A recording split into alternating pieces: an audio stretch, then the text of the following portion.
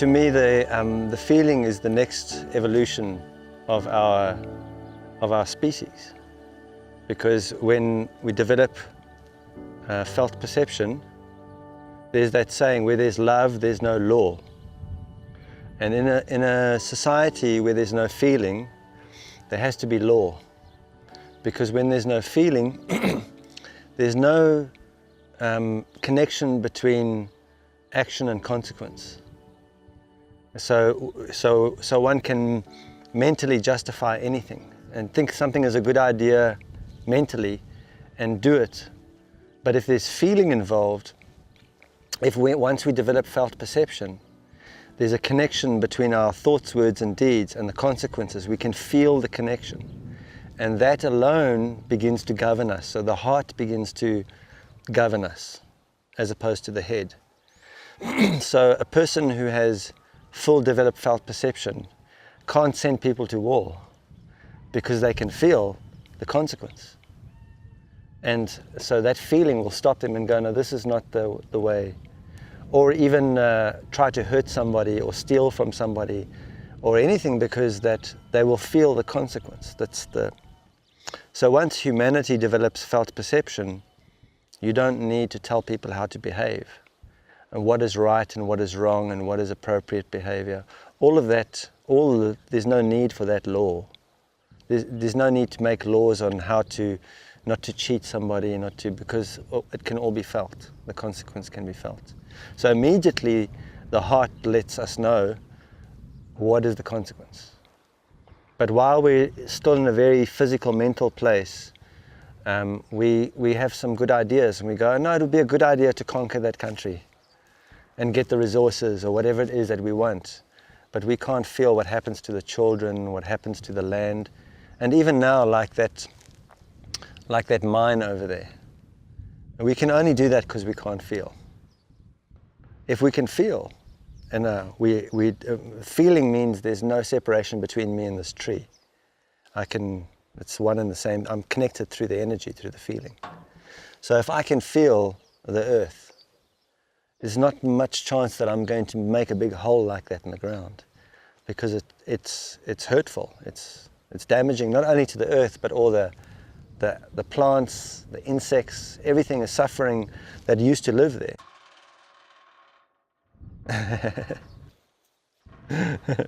So the felt perception is definitely the next step in our evolution. But equally, it's a challenging part of the journey, because once one starts to feel more, we also get to feel the suffering in the world. And not only our own suffering, but to look at the world and feel the suffering of other beings. And that can also cause us to go, I don't want to feel too much. So there's a part of the journey that is, in my own experience, that I'm discovering where you get to feel what's going on around you, and sometimes you don't want to feel that, So the developing of felt perception is also, it has powerful fruits, because it's going to give us the capacity to realize what peace is, because peace is a feeling, love is a feeling. All these things are feelings that we are after. But on the way there, we're also going to feel the discomfort of being in the world. And part of developing the feeling body is to be able to feel the discomfort without reacting to it, and just allowing ourselves to feel it, so we can develop our own felt capacity and evolve through that without fiddling with it, without trying to save it or trying to fix it or but we can only do that really in the world when we can do it with ourselves. So when my own anger comes up, do I see it as a valid experience, or do I see it as something wrong that I must fix? And so only when I see that, no, my anger's coming up because it's something that's required for me to feel, and by feeling it I develop my felt perception more, it's totally valid. So that when I see that about myself, then it's only when people are angry around me, I don't try and stop them or try and change their mind or make them understand something different, that I can say, well, that person is angry because they're also going through that. That's the way that they're going through that experience. And it's valid for them, whether they realize it, whether they react to it or respond to it or not. But the fact is their experience is valid. And also, that too is also really the end of war between human beings, because war is really about your experience is not valid and I'm going to bring an experience for you that you should be having. And if you don't have it, we will attack you. If you don't have the religion that I think you should have, or if you don't see God the way I see God, then I'm going to have to change things for you. I'm going to have to attack you and force you to change. So it's only when I see that my experience in every moment is valid for my growth and my development, then I can see that everyone else's experience is valid, even if I don't understand it. The fact that it's happening to them, it's valid. And I would rather respond to it by treating it that way than react to it by saying I need to change it. But it first becomes an acceptance in myself of my own experience, you know. And it always has to start with how I'm relating to my own emotional body. How I'm behaving towards my own emotional body is the way I'm behaving towards the world. They are one and the same thing. It's hard for us to see that because mostly we see our relationships with others. But like we were talking about unconditional love and learning about what that really means.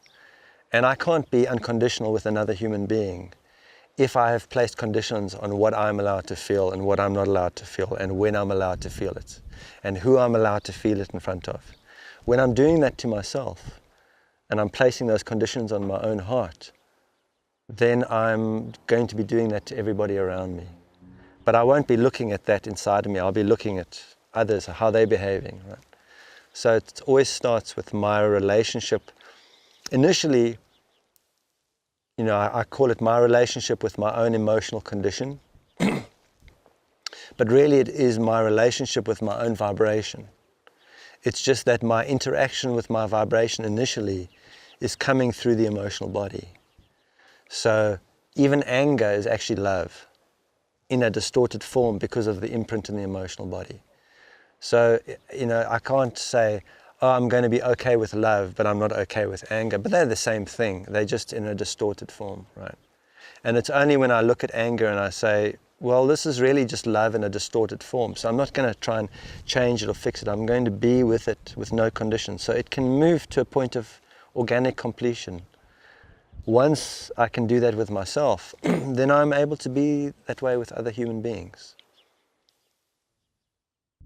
But if I'm being that way with other human beings and not being that way with myself, then my behavior towards others might look good, but it's going to be empty, really, of any consequence. Yeah, and that's often, you know, in the teachings of the Tao too. They also, you know, say, finally, when you're not doing everything, everything will be done. Right? And it's really like when I'm not going around interfering with everybody, then everything will be as it is. But I can't do that until I'm that way with myself. If I get up in the morning and I feel uncomfortable, and I can just say to myself, this is what's necessary for today. It doesn't make it more comfortable because I say that.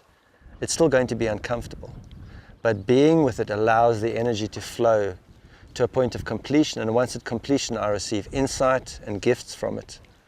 And when I see that about my own experience, then I can allow other people to have their own experience. And one of the questions that I often get is, well, does it mean I mustn't save the whales? Does it mean I mustn't, you know, do all this? And so what I say about that is that we know what our work is in the world by what is emotionally triggering us in an uncomfortable way. So if anything triggers my emotions in an uncomfortable way, what it's telling me is that whatever's happening externally is bringing an awareness of what's not integrated internally. It doesn't mean that I don't act. It doesn't mean that I don't take action, because not doing or being with doesn't mean inactivity. There's always, life requires action and momentum. But there's two different types of activity. So for example, if I have an encounter with you and something about what you say to me upsets me, if I'm a reactive being, I will address what you say immediately and go, don't talk to me like that. How dare you talk to me like that? Next time you talk to me like that, that's it. We're not friends anymore, right? So I will try and control, or what do you mean by what you're saying? What are you trying to say? I might mentally try and have some examination. But what this work has shown to me is that the first step is response. And the first response is to acknowledge within myself that I am on some level uncomfortable emotionally or on a felt level. And that's a causal point of me having this experience, because someone else could be sitting next to me and hear you say the same thing and feel nothing. Have no reaction to it at all, which shows it's something to do with me, not you, right? So in my experience, if I respond to it, and my responding means I allow myself to feel that discomfort inside myself first. I hear what you say, you have your say, we're having a conversation, I feel uncomfortable, but I put my attention on the discomfort and allow that discomfort to be there. And if I allow that discomfort to be there, it's like it digests. So it's like eating a banana. I don't have to tell a banana what to do when I eat it. I don't have to go, go down, go to the left, put some stomach acid here, put a bit of there. I don't have to do that. I eat the banana, it knows what to do. It's the same with the emotional body. It's the same with the energy. You say something, it triggers me. I feel deeply uncomfortable. If I'm able to respond, I'm aware enough to respond. I may feel uncomfortable in front of you, but we keep talking. I don't address that, but I feel it. I allow myself to sit with the feeling. And what happens is that feeling, if I don't fiddle with it and change it and try and understand it and figure where does this come from and who did I just let it be there. It will move to a point of completion. And at that point of completion, I will receive some insight about what this was about. It will be insight, not from outside, from inside. At that point, I may want to discuss it with you. But it won't be discussion from a point of, you are doing this to me. It'll be a discussion from, this is what happened when we were together, to me. When we were together, this is what happened. It's not your fault, this is what happened. So at that point, I may want to say, to address it to you, but I won't address it in a way that will make you defensive, as if it's an attack. It won't be a reaction at all. But 90% of the time, when it integrates in me, I won't need to say anything to you, because you won't need to reflect that back to me once it's resolved within me. There's no need to reflect it back. But sometimes when we are in an intimate relationship with someone, we're living with the person. It's not someone I just meet at a coffee shop and I don't see them again. And I process that, I don't need to speak to them again. Sometimes I'm in an intimate relationship. It's my lover, and she says something that is upsetting to me. So I process it, I digest it, I receive the insight. It's actually then valuable to say to her, you know that yesterday we were talking, having coffee, and you said something about my mother or my brother. I don't know if you noticed, but and she will have noticed because we're connected. She'll go, yeah, no, I saw you. Yeah.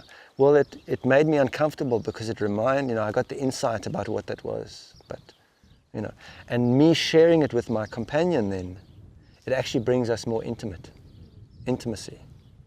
But not sharing from a point of changing her or even having that it's necessary that she understands anything about it, but just from a point of addressing what happened between us because we're living together, and she will have noticed that there was a charged moment. But it's not good to discuss or to bring it up while I'm in the charge. of the emotional charge. Because either we're in charge or we're driven by a charge. And when we're driven by a charge, then it's going to be no matter what I say, it's going to be speaking from that child, from the hurt, from the victim, from the victor. And when I speak from that place, I'm talking to an attacker, and that person is going to feel defensive. But if I'm speaking from a responsive place, of the place of insight, it will bring us closer in our way of relating to each other. And also what it will mean is the next time we're having a conversation and something happens, she may learn how to contain it. But she may also know that if she upsets me, it doesn't have to be addressed straight away, because I'm going to process it and digest it. And later, I will share with her what it was about. And that creates a greater sense of intimacy. And that's what intimacy is.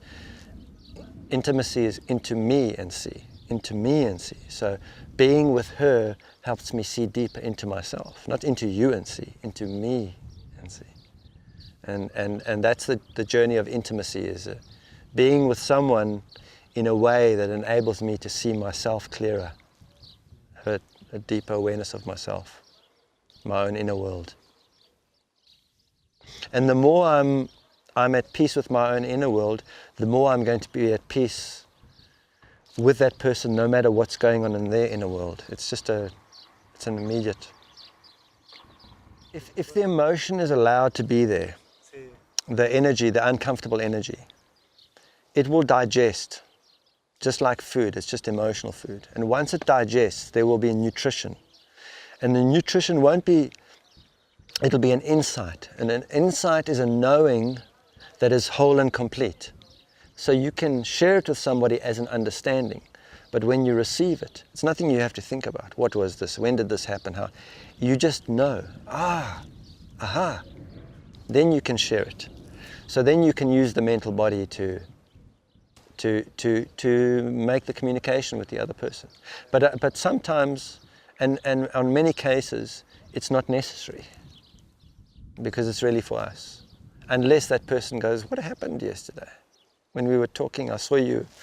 What was that? And then you can say, oh, it was, if they want to know. But I found in doing intimacy work with someone that when you did go through something, the person that I did intimacy work with, we used to call it bench work. Bench work, to sit on a bench together.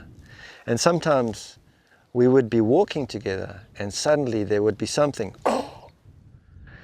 So we would go and sit on a bench, her and myself, and just sit in the uncomfortable feeling, and just sit. And you want to run away, you want to kill it, you want to end it. It's because it's a death experience. Emotional integration is a death. It's the death of a past experience that's not yet integrated. So when we go through that death experiences, our mental body is thinking death thoughts, which is, this is the end, I can't do this anymore, it's over. But if you just sit, no speaking, and just sit together, sit in the energy, eventually it integrates. And when it integrates, you know, because you start laughing. It's like, and then you can speak about it, and then it brings you closer. It creates a powerful union, but not to speak from the wounded place.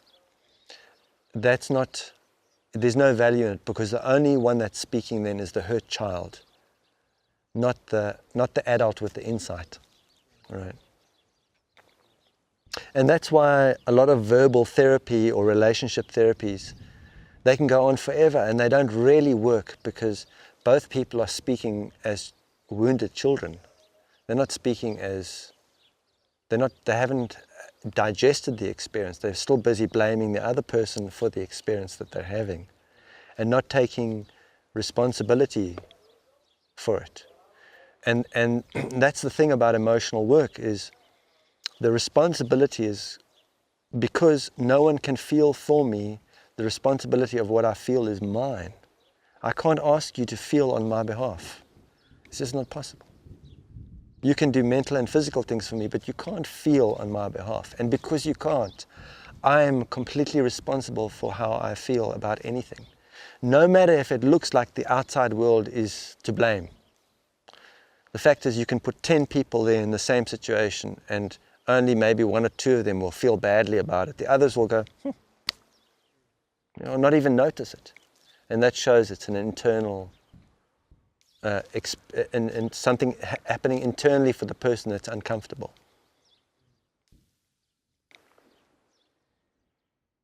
This is the thing about the mental body. The mental body is trying to find a formula, almost, of how it should work. And if we can just make it work like that all the time, then everything's going to be fine, you see. But actually, if you have an experience like that, that's valid. So, that's the whole thing about it. If it's happening in the moment, whatever it is going to be valid. Whether you have an experience of being an observer or having an experience of completely losing yourself in the experience. And it's kind of like that, I find. One of the shortfalls of what we can think of as spirituality is it kind of creates this idea that there's an ideal experience, for example, and an enlightened experience. And once I have an enlightened experience, then I'm always going to be enlightened. But actually, that's both happening. It's like you can be the ocean and you can be the wave. And it's actually important to allow both to happen. And where we have a problem is we get attached to the wave. Well, I want this wave only, and no other way. This was the perfect wave, and there will never be another one. So we get, and we forget the whole ocean, right? But it's important to be a wave and to be an ocean, and to know that there's a rhythm and a tide of that awareness. So, for example, and sometimes in my life, I'm completely present. Other times, I'm completely lost. It seems like I'm lost in my experience. I'm just even reactive. What's going on, right? And then I come out of it and I go, I'm back. Okay, I'm back again. But there was a teaching. It was a way of, it's kind of hard to learn about something if you're an observer. You have to almost go into the experience and become part of it to the point that you even forget all your wisdom, all your tools, everything, so you can have an experience, full experience. And then there'll be insight from the experience, and then the tide comes out and you're back and you're the ocean again, and you go, oh no, it's not real. It's just, it'll pass. It's just life. And then other times it matters. Yes, it must be like this, and then you learn from yourself. So the mistake that we make is an idea that we're always got to be in this enlightened place.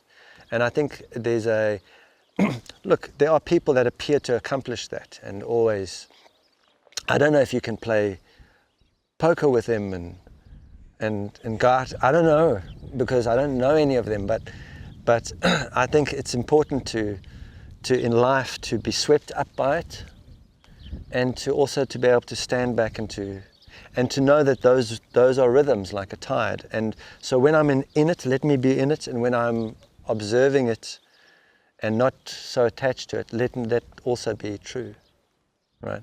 And not feel like I have to be one way or another at a particular time to try and force it, because then that's again manipulation. So if someone says something and it's one of the things that I discovered about my experience. When I'm angry, I'm angry. It doesn't matter how much emotional work I've done. If you make me angry, I'm angry. I can't say now because I know about emotional development, when I get angry, I'm actually not going to be angry. It's going to be, no. That's what makes it anger. When I'm angry, I'm angry. When I'm sad, I'm sad. When I'm afraid, I'm afraid. And so when we process emotions, we think that because we know about it and we've read a book about it and we know the process, that now when I get upset, I shouldn't be upset. But actually it's not true. The fact is, when I'm upset, I'm upset. And what's honest is to be upset, but what we want to do is gain the awareness not to react to that experience and say, I shouldn't be angry, and I'm now going to smile instead. Yeah, I can feel angry. The main thing is I don't tell a story and I don't take it out on somebody else, but I let the anger be there, because the anger is a food for me. It's part of in fact, it's not anger. When we put that label on it, it's just an energetic circumstance in the emotional body that has a lot of heat and is very uncomfortable. That's really, it doesn't even have a word, it's a feeling. And so can I allow that feeling to be valid? It's a valid. And if I do and digest it, there will be emotional growth and insight and many beautiful things that come from. It's like taking a bitter medicine. People want the medicine to taste like candy all the time, but it doesn't. Sometimes the very good medicine is bitter, right? It's like like peyote. A peyote tea must be the most foulest substance ever created in the whole universe. I cannot believe there's anything that smells and tastes as bad as that. But it's a door. If you're going to go, no, I want a bit of sugar, a bit, then you're not going to have that experience. That's a doorway because, and it's the same with emotional development. Emotional development is not about easy, it's not about good, it's not about fun. It's about going in and seeing what's there. And if what's there is rage, then to experience the rage, but in a way that responds to it rather than reacts to it. So we react now? Well, we need to take care of your equipment. I'm happy to sit in the rain, but your equipment, we just don't want. We'll just watch and see that there's not a big downpour. But I like the rain. Yeah, I think we confuse joy and happiness. So,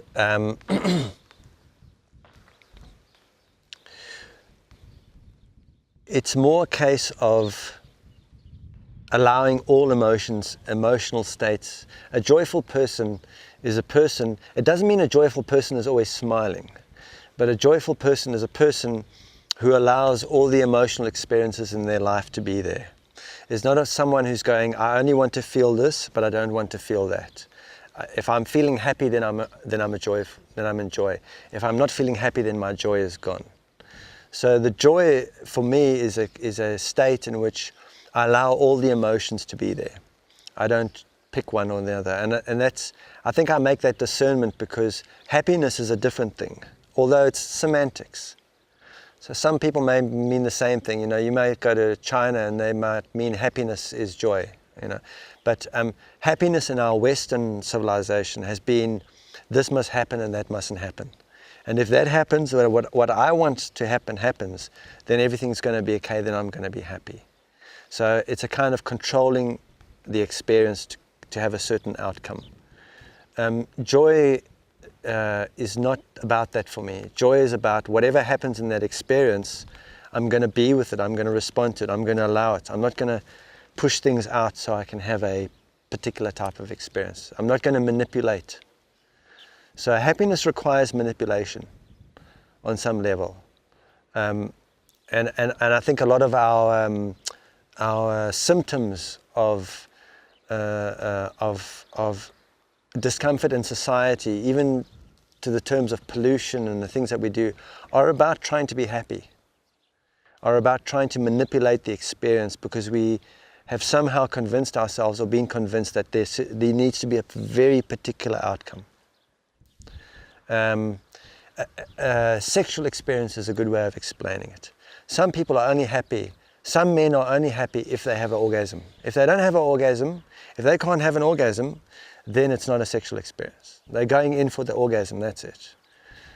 There's a different level of sexual experience one can have if one says, okay, the orgasm isn't the destination. Actually, it's the intimacy. It's being close to this person and actually giving them love and giving them a good physical feeling and giving them my undivided attention. That's what I'm wanting. So I would rather give that than trying to get something. And so joy is more in that state of, it's a journey, everything is allowed, I'm here to give something to it, I'm here to respond to it. Happiness is more, it's a destination. This is exactly what I'm looking for, and if I don't get that, it's not going to be right for me. So they're two different energies. And I've given that exact recommendation to people, especially people that say they're sex addicts or I say, go and sit in a coffee shop. And they go, well, if, I see a beautiful woman, I start fantasizing, and I go, well, look, it's not you can't blame the beautiful woman, the woman that's beautiful to you. She's not really the issue. But the fact is, you can be very grateful she's there, right? Because it's a blessing to see a beautiful woman, especially a woman that makes you feel something. That's a gift. To me, God was in a good mood when he set that situation up, right? But the thing is, do you have to tell the story and go into the fantasy? And do you have to carry out the physical behavior that your body is? Or can you sit there in the coffee shop? Or can you look at the woman, tune in with the feeling that it's coming up for you, then turn away and sit with that feeling and digest that feeling? Because if you can, on many levels, you're going to have a much better relationship with a woman. And it's the same with women and men. I mean, it's not about, it's the same. But really, instead of turning that powerful feeling into a plan of action, right? Can it just be in the body and stay there? And can you be with it? Because that to me leads to joy, right? And if that feeling can be digested, and at some point you can have an intimate experience with a woman and be at that place with it, forget enlightenment and nirvana and all that stuff,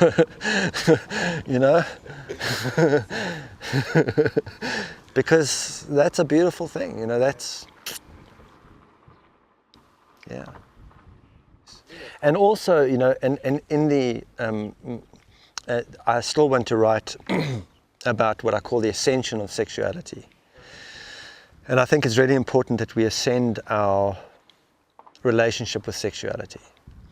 And our relationship with sexuality is very dysfunctional. And because to me, the sexual experience is how love comes into the world. Because out of the sexual experience is like a portal. And out of that experience not only comes children, but it comes a relationship. It's a way of being together that gets passed to the child. The child takes its definition of love from that union between two people. So that union between two people is like a portal for love to come into the world. And if that union is about manipulation and about destination and about getting my pleasure and about get and me, then the love in the world becomes based on that. So when I say I love someone, what I'm really saying is I want to get something from that person. It's about me and I want something. So there's an ascension of sexuality that's required for us as a species. And one of the things about that is the removal of the destination. And so, like what we were saying, if one can be with somebody and there's no destination, even the movement in sexuality becomes less. It's not like, because a lot of sex is just violence, it's just it's just crazy violence, and it's actually violence on a woman. A lot of it, it's violence. And so if one can be with someone one feels great love for, and just be almost still with them in a sexual way, not trying to get anywhere or go anywhere, and just be in that feeling, then something else begins to open. The vibrational realm opens to us through that. And I'm sure that that on some level, the reason why religions, usually their first point of assault is sexuality. They will somehow assault human sexuality, control it, confine it, put laws around it. Because it's a known fact that if two people come together and experience true intimacy and enter that vibrational, they don't need a priest to know God. They don't need a book to read to know God. They will know what God is through that union. And to me, that portal is a portal to bring love into the world and to realize love while we're in the world. And that's why we call it making love. But really it's about not so much making love, but realizing what love is. And it requires there being no destination, because love doesn't have a destination. It's a journey. And so the ascension of our sexuality is very important, because until we ascend our our way of approaching sexuality, we are not going to change the world at all, because the world is a manifestation of our definition of love as it currently is. And until that becomes undefined, or those conditions are taken off, we're going to keep breeding children who have a particular perception about what love is, and they will continue to enter the world and go, love is 50,000 a month, love is a big car, love is a woman who looks in a particular way, love is these things. And unless I get that and make that happen, and that's where the conflict comes and the manipulation and so it begins, to me, it actually begins right with the orgasm, because to me the orgasm, I ask people, what is an orgasm? I mean, have you ever stopped and asked yourself, what is this experience we call the orgasm? And I asked myself that. And for me, the answer was, it's a point of light. It's a concentrated point of light that can be felt. A felt, concentrated point of light. And whatever mental and physical aspect you bring to that is magnified through that point of light and is manifest. So whatever's happening when a union happens between two people, whatever's going on mentally in that process it's a point of manifestation, it's a point of creation. This entire universe came out of an orgasm, right? It came out of a point of light, right? That's the power of the orgasm. No wonder religions want to control that. Don't let human beings know what an orgasm is, because they will create, they will manifest without, exactly what they require. And so, we can make babies. I mean, think of it, that point of light can bring a whole life that can get up and walk around, and right? That point of light, it's powerful. But it can also manifest a civilization. It can manifest all sorts of things. It can manifest, if you want to write a book, that point of light can, if you can stay conscious and aware during that point of light about what it is that you are manifesting, it will bring it about at an accelerated rate, because it's a point of creation.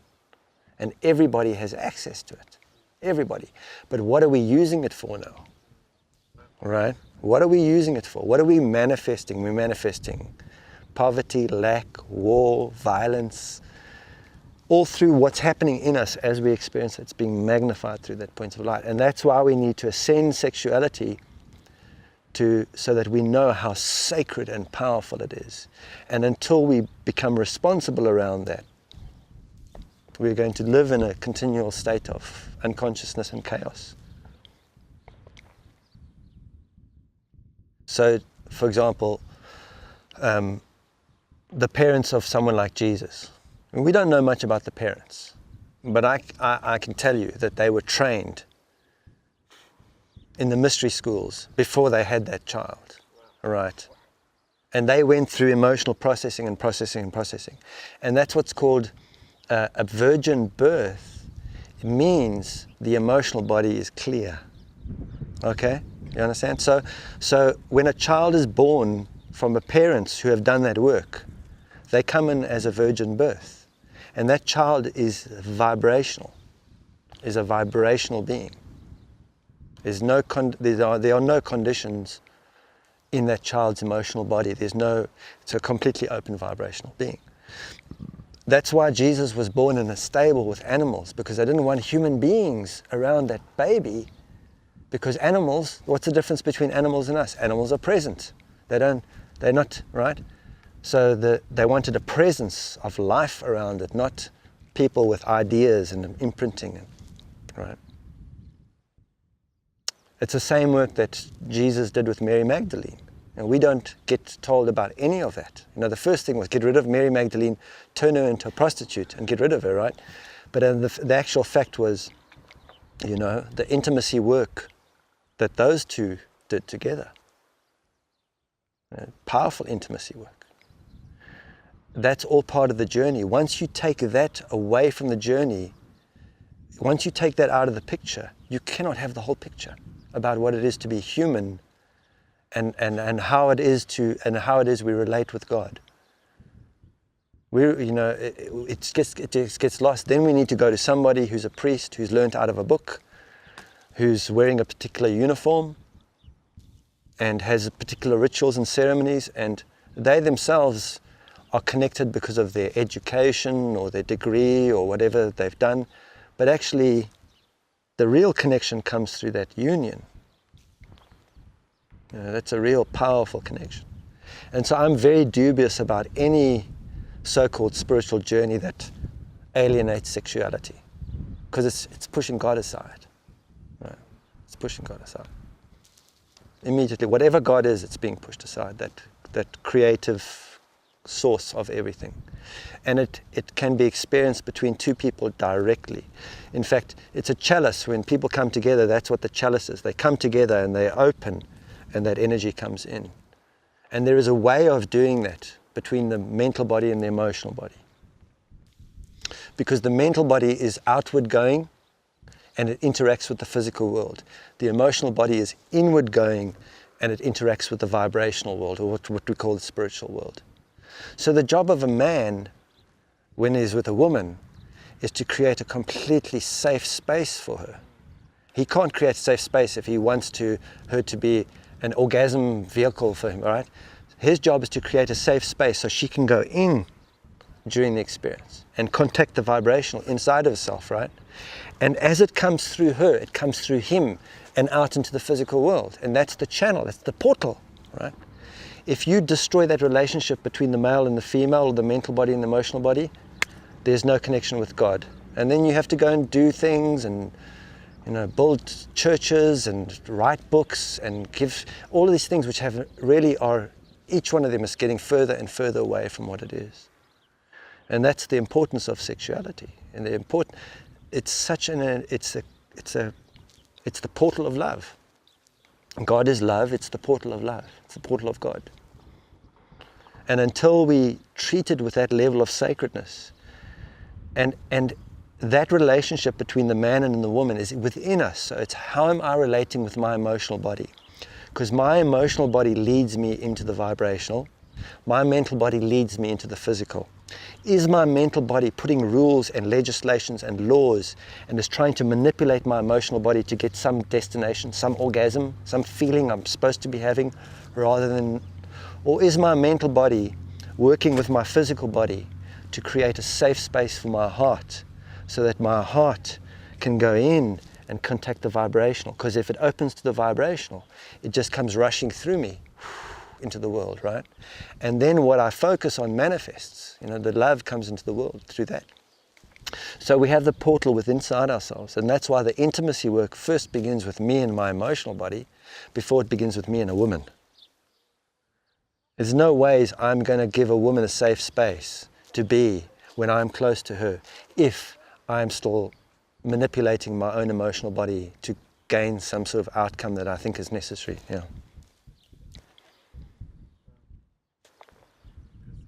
Mm.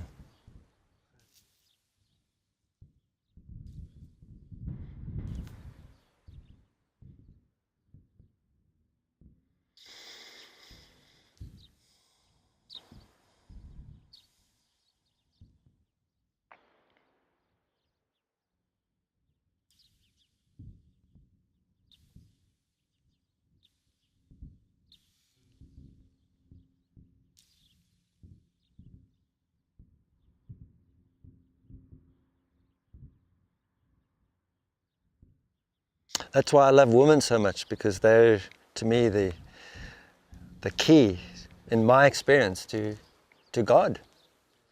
To me, a woman is the key to God.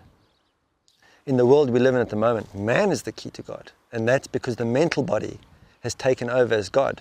No, it says, the mental body says, I think, therefore I am. Does that mean when you're not thinking that you don't exist?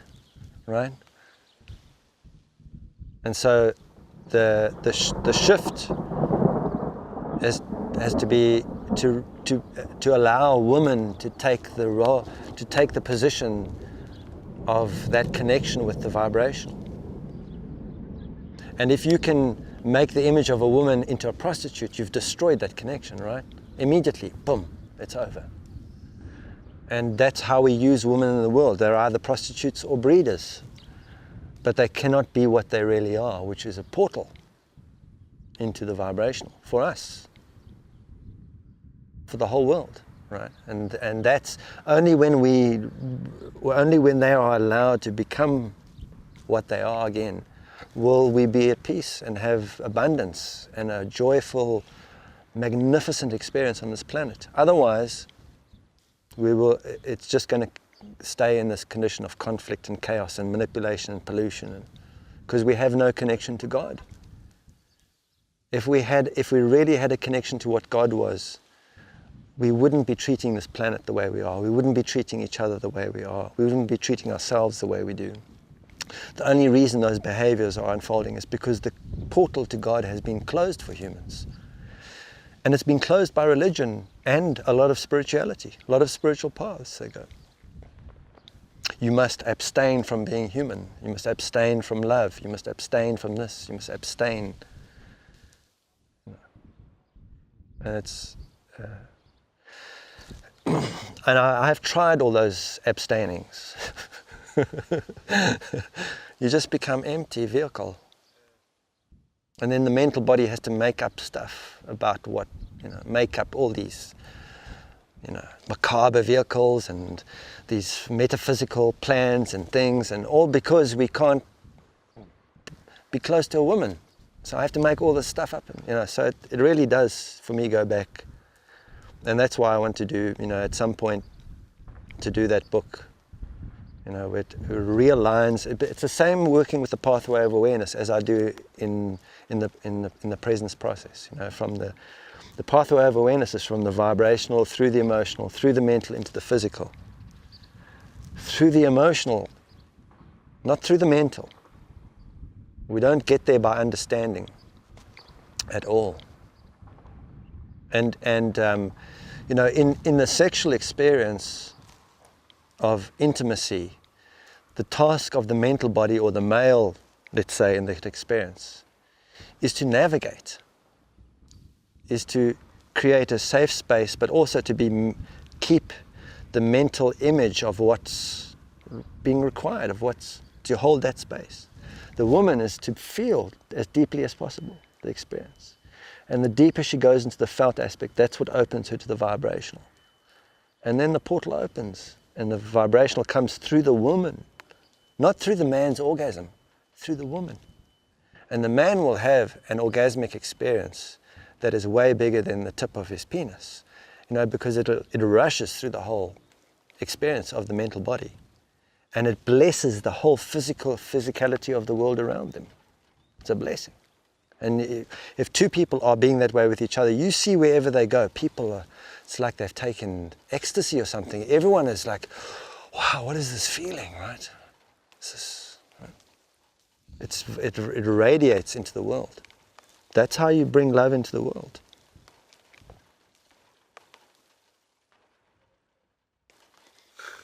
I go for it. I like if that's what we have to do.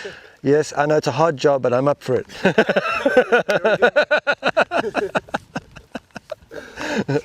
We need a few dedicated men. Yeah.